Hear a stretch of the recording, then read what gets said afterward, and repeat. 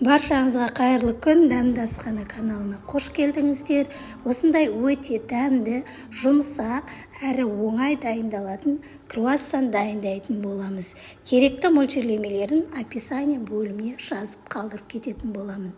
Ол үшін бізге жылы сүт, су, қант, сары май, жұмыртқа, дрожж, сұйық май және ұн қажет болады. Алдымен ыдысымызға жылы сүтімізді, жылы суымызды, дрожжымызды, қант пен шым тұзымызды араластырып салып, жақсылап араластырып, бетін шауып 20 минутқа көпшігенше қойып қоятын боламыз.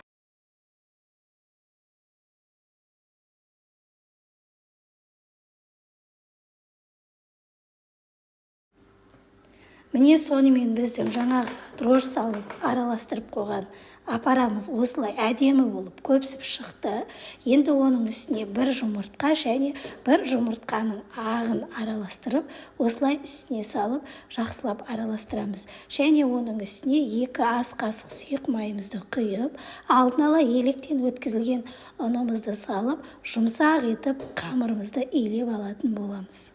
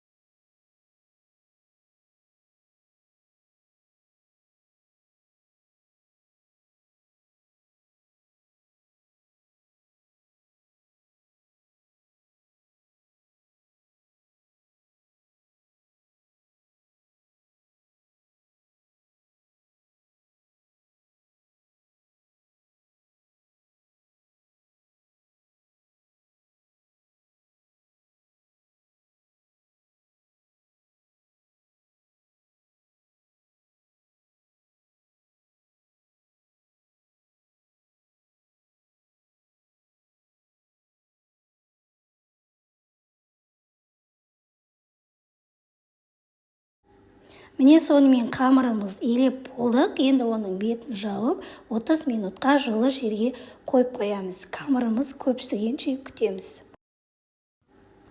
Міне біздің қамырымыз осылай әдемі болып көтеріліп шықты.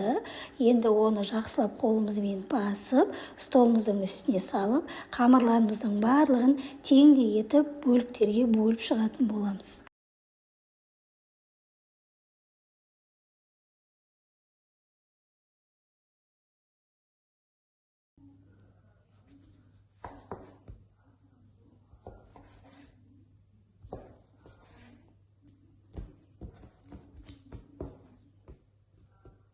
Міне менің қамырларымды осылай 13 бөлікке бөліп алып, оны осылай дөңгелек пішінге келтіріп алдым. Енді азырақ ұн сеуіп, осы дөңгелек қамырларымыздың барлығын бірдей формаға келтіріп, жайып шығатын боламыз.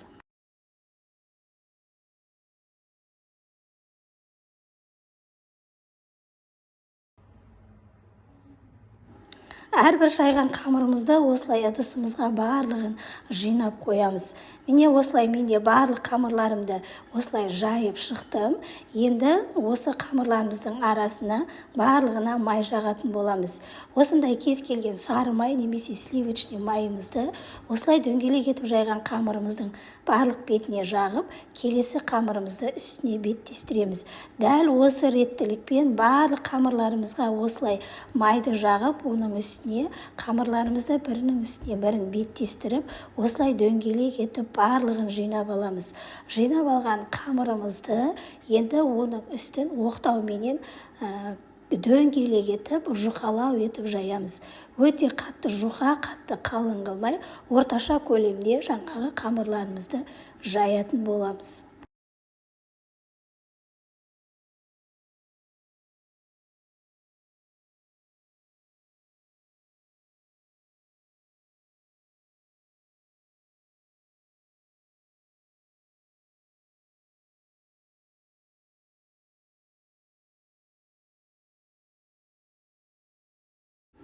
Міне осылай жаңағы қамырымызды жайып болғаннан кейін, осылай теңдей етіп бөліктерге бөліп шығамыз.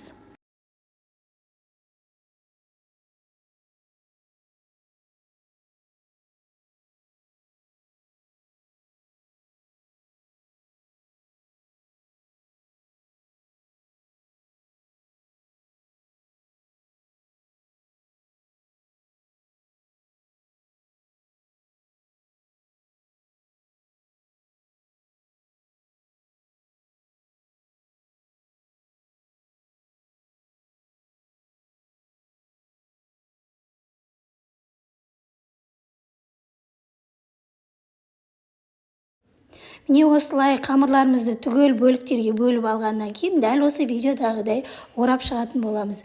Егер қалауларыңызша салмасына вареный сгущенка немесе творог салып орап жасасаңыздар да болады. Мен енді осылай салмасына ештеңе салмай жасадым.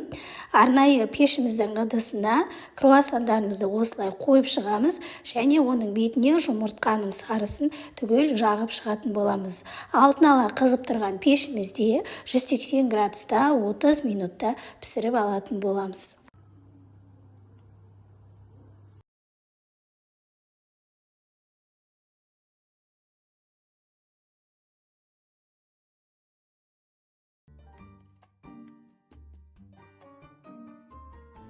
Міне сонымен біздің круассандарымыз пісіп шықты.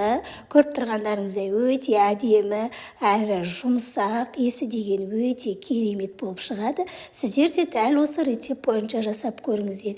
Егер жасап жатсаңыздар, комментарий бөліміне өз пікірлеріңізді жазып қалдырып кетіңіздер. Сіздермен бірге болған Дәмді Асхана каналы. Баршаңызға ас болсын.